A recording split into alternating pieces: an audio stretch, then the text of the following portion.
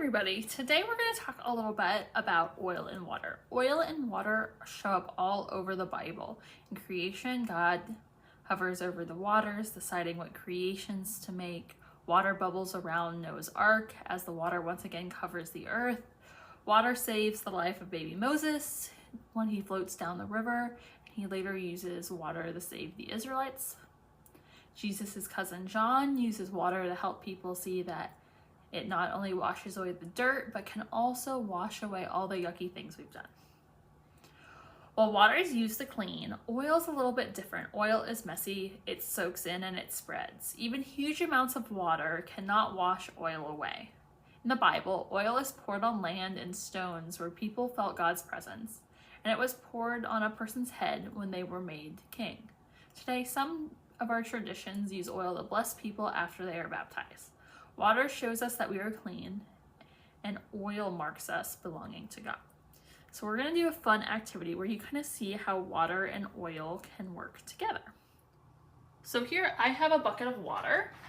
I have a plastic cup, and I'm going to pour some regular old cooking oil in it. And then I'm going to take some food coloring. I'm going to use green because it's my favorite color.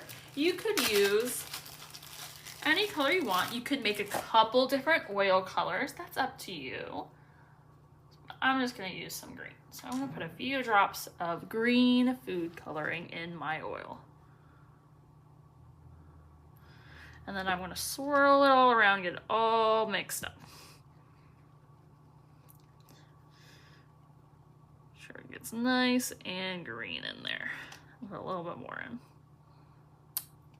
Kind of actually have to use a lot. It was more than I thought I was going to have to use.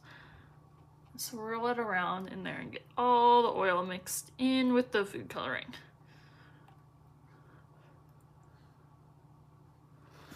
So then I'm going to pour this in, but I'm going to pour it in kind of zigzaggy and funky ways into my water.